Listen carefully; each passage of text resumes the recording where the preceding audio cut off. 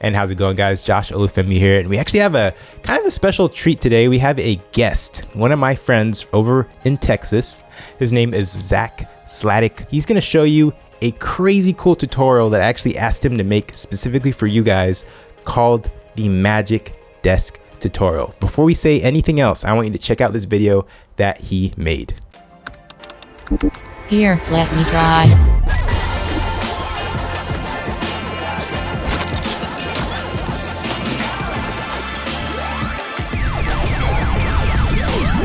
Editing complete. That will be $5,000. Together, they actually help creatives like you to help run your freelance businesses, putting together over 100+ hours of research and writing to create the ultimate filmmaker's business guide. This is something that you should check out. All the information is in the link below. You can actually download a free pricing template down in that same link, which actually helps you figure out what prices you should charge for your videos. Pretty helpful. All right, guys, the moment you've been waiting for.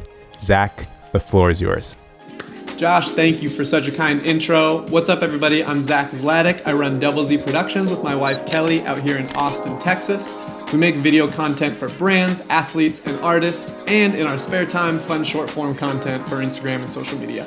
Today, we're going to be making all your editing dreams come true. We're going to make your desk come alive and edit video all by itself. I can't wait till this comes out as a downloadable preset. But for now, VFX is the only magic we're going to be using. This is a fairly advanced After Effects and Premiere Pro tutorial, and I will go through it pretty fast. So if you're confused by anything at all, come find me on Instagram at Double Z. Always happy to answer any questions you have over there. So let's get into it.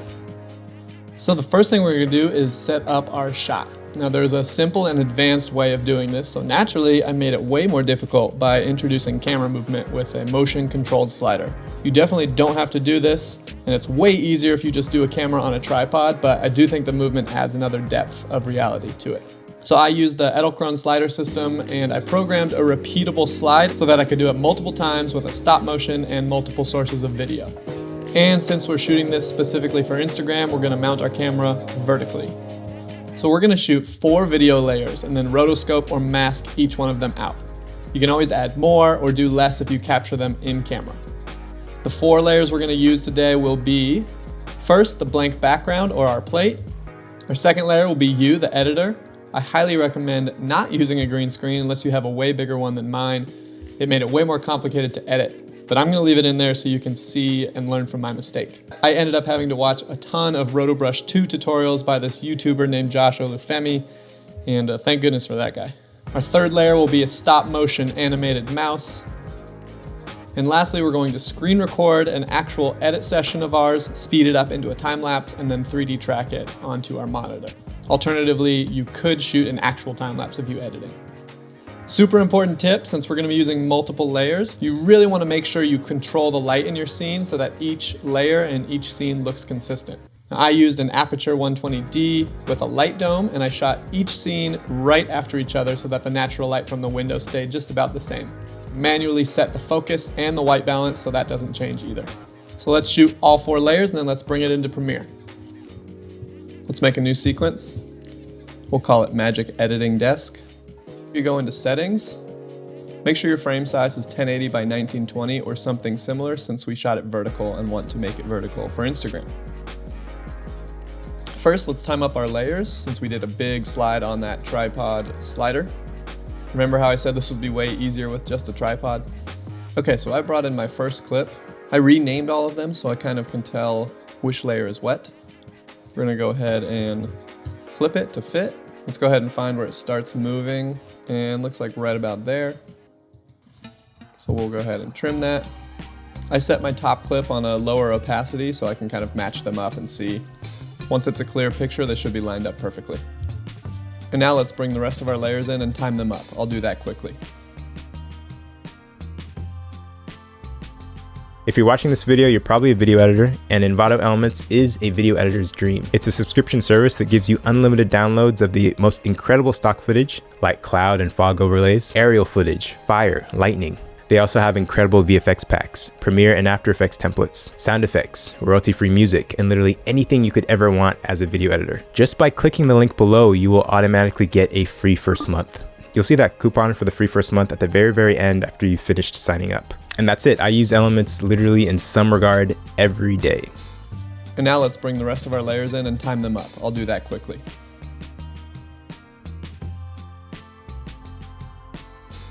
Alright, and that fourth layer will be our stop motion animated mouse. So our body will be the top layer since we don't want anything coming over top of that. Let's move that up. We're going to import our stop motion. I'm going to click on the first photo, click Options, Image Sequence, and then Import. Let's name it Stop Motion Mouse, and drag it in. So depending on how many frames you shot, you might have to rate stretch this to fit your scene. Let's go ahead and find the spot where I release the mouse and the stop motion will start. It's like right about there. Let's move it to there. Let's go ahead and do the same thing where we line it up with the rest of our scenes. Okay, so now that the first frame is lined up, obviously since it was a stop motion imported as a time lapse, it's not going to be as long. It's moving too fast. So we're going to need to rate stretch it. So I'm going to hit R and pull this out and try to time it up. Same thing. Let's do half opacity with the bottom so that it looks like it's occurring at the same rate. You may have to tweak with this. You can cut and trim it. Again, this doesn't have to be smooth at one speed, it just has to match the rest of the scene. Since you'll be masking out just this mouse since it's moving around and stop motions are supposed to be choppy, it should be fine if you just dial it into the speed to match the rest of your scene. Let's go ahead and bring our top sequence back to visible and 100% opacity, and let's start our masking. So first thing we need to do is cut ourselves out. Now you'll notice I made a huge error by using a green screen thinking that would make it easier, but obviously you want the green screen to cover your entire body. We'll pretend there's no green screen. You should just be able to simply pen tool mask yourself out in Premiere and then have a single layer with just your body. Now, if you want to get fancy, and again, I have to, I'm gonna undo that. We're gonna go into After Effects and throw some Roto Brush 2 onto this bad boy. I won't go in depth on how to use Roto Brush 2 to do this, because again, I highly recommend just using the pen tool to cut yourself out. It'll take you less time, and also your computer will thank you. I'll show you really quickly the steps that I took to use Roto Brush though. Now normally when I throw things in After Effects, I like to right click and go replace with After Effects composition and dynamic link it, but since we're using After Effects Beta, I actually had to export the highest quality version of this video I possibly could, and then throw it into After Effects Beta. Alright, we made it to After Effects Beta. So first thing I did was key the green screen out using the red giant Primac keyer, and then dialed it in so just the green was keyed out. Again, it's okay if some of this gets keyed out too. We just are worried about cutting ourselves out, the editor. So for Roto Brush, you're going to double click into the layer. We'll bring it up as shot so it'll be sideways. You hit Option W or go up and click up top to Roto Brush. And then we're going to draw a rough outline of what we want to cut out. You can draw new lines to kind of tell it to fix it, or hold Option and Draw to delete some of the errors. Now again, my problem was right here. I used a green screen and of course I wasn't in front of the green, so this is why I had to use Roto Brush and key it out very specifically. Now if you're using Roto Brush, it's pretty important to use full resolution, even though it will bog your computer down, because it does get more accurate when you do so. I actually had some issues using Roto Brush 2 on about half resolution, and I went back into my composition and it wasn't perfect, so I highly recommend using full resolution the whole time. So you can scrub and kind of see how the Roto Brush did. Again, this isn't perfect, so Option W, back to Roto Brush tool, hold Option, go minus, because we don't want that in there.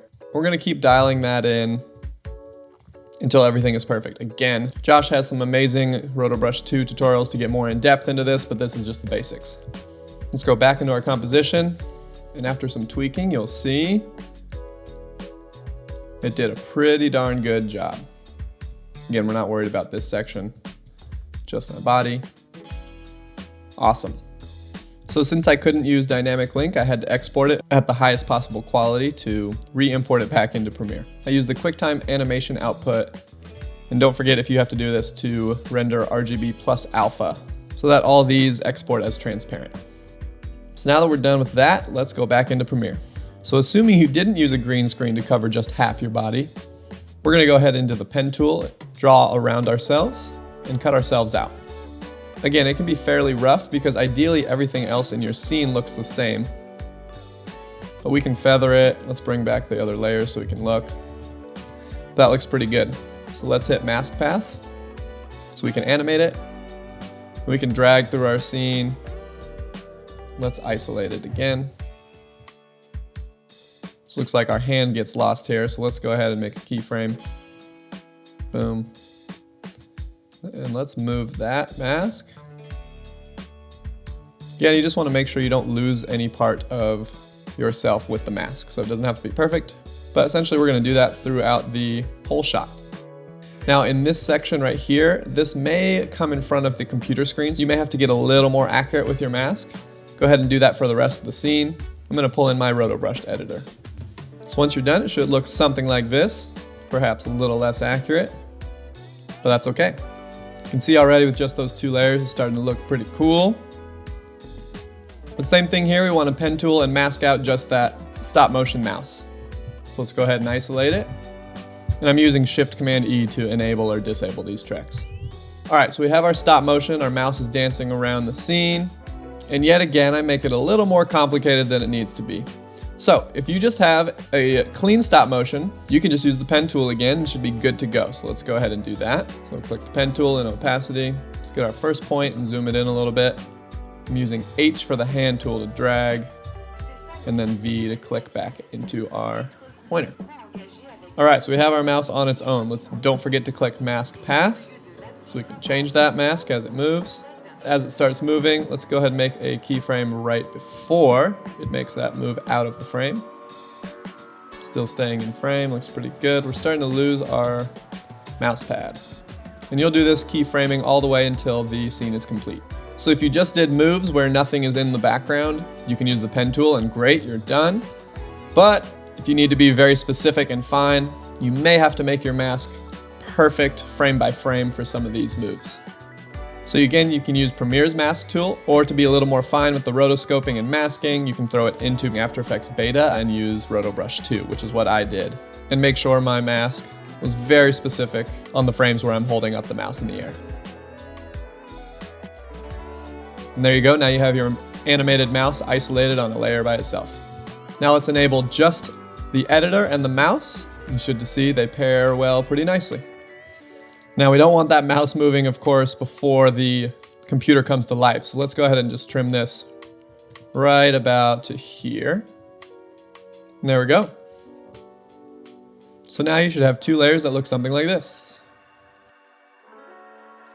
So currently I have my body, the mouse, and our clean background with no mouse enabled. I'll enable the shot with the mouse till right about this spot here. And then I'll go ahead and disable it. So now we have what looks like a normal scene. And as soon as we react, it's going to cut to our stop motion. So now that's not exactly the most beautiful transition there. You'll see the color's a little bit off. So you'll notice it's a little bit jarring, the scene change. So let's go ahead and smooth that out, make it a little less noticeable. I'm holding Option and clicking. We're going to kind of fade the opacity on of the new mouse. And then I added a couple of RGB glitches to make it look like the mouse is coming alive. So you can go into Effects, type in Transform, and then I just keyframed a little bit of a zoom in and then back to 100 with a high shutter angle, so there may be a little bit of added blur in there. And then some chromatic aberration to give it a little bit of that RGB come to life. So again, starting the keyframing at 0. Right when we want it to start animating, we can kind of play with these red, green, and blue sliders. You'll see it's kind of starting to discolor, a little bit of different color change, and then slowly fade it back down to 0.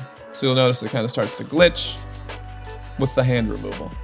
So here's before, where it just cuts to the shot, and here's after with a little added glitch movement. And this isn't a science, you don't have to follow these exact effects, you can use whatever you like.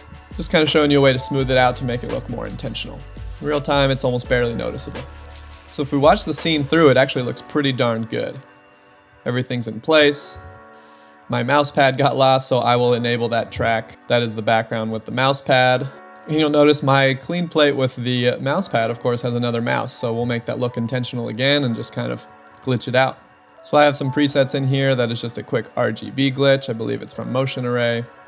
I'll add one to each side that the mouse levitates above the mouse pad.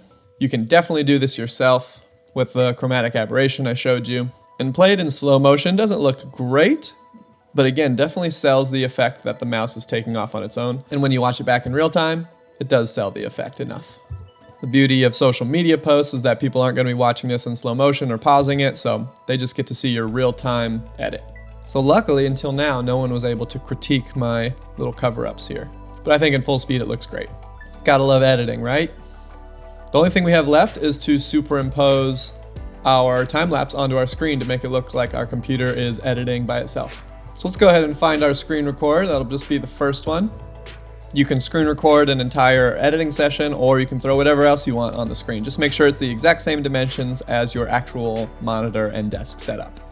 So let's go ahead and scrub through our long screen recording. Yep, looks like it was about an hour and a half. I'm gonna click Command or Control R for rate. Let's just put it at 5,000, sounds nice. And then drag it over here. And now you're done, doesn't that look great? I'm kidding, of course. This can be rough because again, we're now gonna go into After Effects. So once you have it to the speed you like, you can right click and replace with After Effects composition. Okay, so we made it to After Effects and we have our exported sped up time lapse of us editing. Now, so we can track it to our scene, let's go back into Premiere Pro. Let's duplicate our base plate. I'm gonna hold Option and drag up, highlight all this, right click, and then again replace with After Effects composition. Back in After Effects, let's copy this and paste it into our working sequence. And just for simplicity, let's pre-compose that. We'll call it whole shot, and let's move it on the bottom. Now with the dual monitor setup, I had to actually track both monitors. With one monitor, it'll just be that much easier. For simplicity's sake, I'm just gonna show you how to do it once. If you need to do it for dual monitors, you can just duplicate that method. So in our whole shot, let's go ahead up to our tracker, and we're gonna click Track Motion. Zoom in. And let's pick a point that has relatively high contrast with the monitor on. It should be good to pick this top corner. And since that stays relatively in the center the most, so let's go ahead and pick this corner right here. And since we're tracking the position and there's a little bit of rotation with that slide, we're gonna click Rotation. Let's put that second point on the bottom corner of our monitor. Let's right click down here and let's create a null object. Now back in the tracker, we're gonna edit target, select that null. This is so that we can paste the tracking data onto something. And let's click play to analyze. Looks like it did a pretty good job since we had a smooth slider. Once it looks good, let's hit apply, X and Y, and OK. Now your camera track is applied to that null you just created. So now let's bring in our time-lapse screen recorded. I had it hidden over here, so we're gonna make it visible. And let's resize it to get about the right size of our actual monitor. Super important, since we're doing a 3D track, that you click this cube, make sure 3D is enabled, go over to Parent and Link, or you can click the pick whip, drag it to the null, and now it's moving and rotating with that camera track. We need to move it in 3D space to get it to actually look like it fits on the monitor.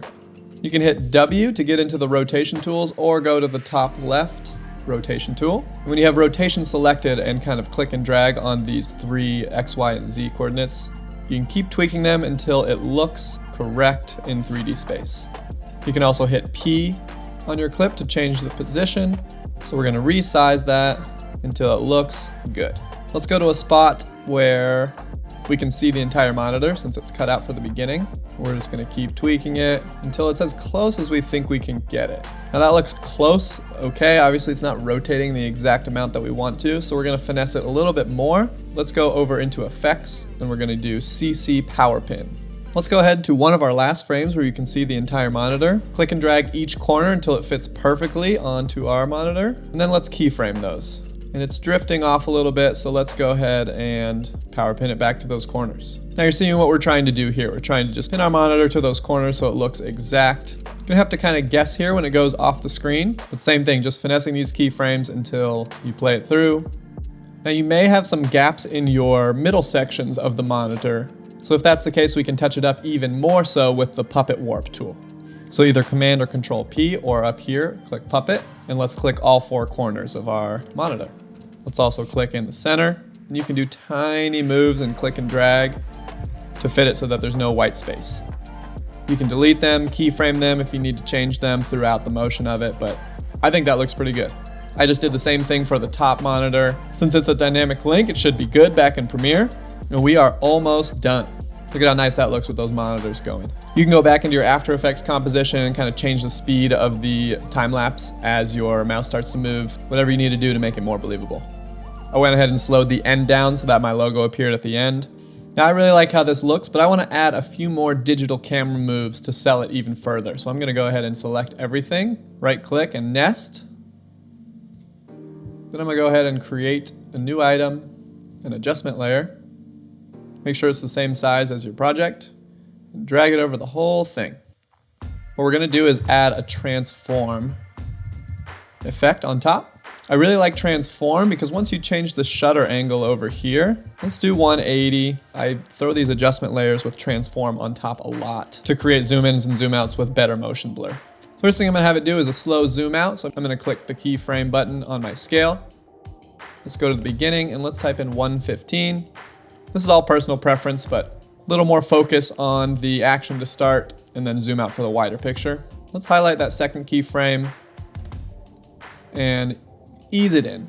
The next thing I want to do is give a little bit more punch of action when the mouse turns to an animated one. So let's go ahead and click another keyframe for scale and let's click position. Use the right arrow to just go a couple frames, maybe 3 frames to the right. And then let's do let's say 120. I'm going to move the position to be focused on the mouse. 1, this makes the viewer's attention focus where you want them to. And 2, it actually covers up that glitch a little more. And let's keyframe again right before that next RGB glitch. Let's go a few frames ahead and we'll zoom it back out to the original size. Now you can go in and kind of add some ramping. Some of these are okay as linear curves, but some of them I like to ease in and out your zoom ins. Quickly zoom in when the mouse animates, we stay there, pull out again when it animates. We zoom out again on the second glitch. Then I actually added one more slow zoom in and then back out to accentuate the Cheeto drop. The next thing I want to add is some natural camera shake. It's very subtle. There's a number of ways you can do this, presets you can download, etc. You can see it gives it a little more of an organic handheld feel. It's not much. I think it sells the whole scene and makes it a little more believable. Lastly, I threw one more adjustment layer on top.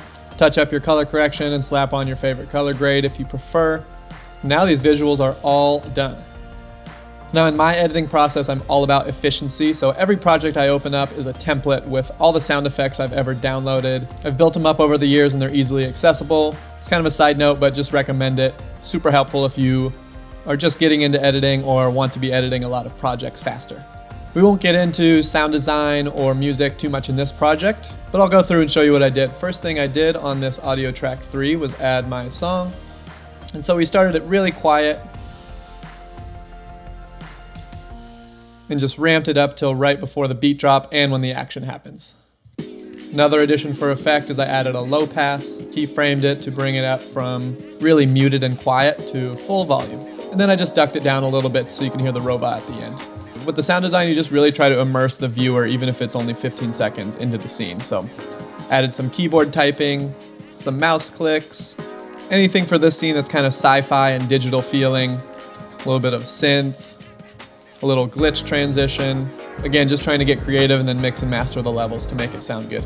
We have some beeps going on throughout the time-lapse process. Other than that, we threw a ding at the end, like the video's coming straight out of a toaster. The only other thing I did was go online and find a robot voice and give my Magic Desk a little bit of personality. And that is everything. Render it out. I have a little preset for Instagram exports, but basically it just starts as mobile device, 864 by 1080, maximum render quality, and you're good to go. And boom, you are done. If you stuck through to the end, I'm super proud of you. That's a lot of work for a short piece of social content. I'd love to see anything you guys create from this, so if you do follow this tutorial and make something, go ahead and tag me at Double Z. I'd love to see what you make. Thanks to Josh for the opportunity to hop on his channel, and I'll see you guys next time.